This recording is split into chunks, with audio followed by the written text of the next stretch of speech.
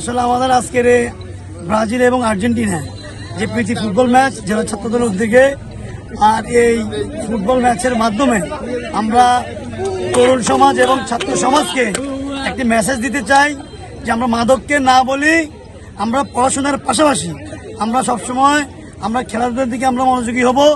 আর ইনশাল্লাহ আমরা যারা ব্রাজিল সমর্থক এবং আজকে আমরা যারা ব্রাজিলের হয়ে মাঠে খেলবো, আমরা আশাবাদী, শতভাগ আশাবাদী, ইনশাল্লাহ বিজয় আমাদের সুনিশ্চিত আছে।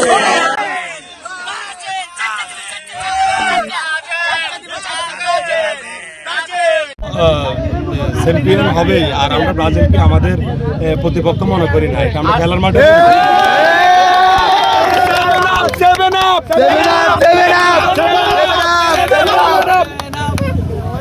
খেলার শুরুতে এইভাবে আনন্দ আর উৎসবে আত্মা রয়ে আছেন লক্ষ্মীপুর সরকারি কলেজ মাঠে ছাত্রদলের নেতাকর্মীরা।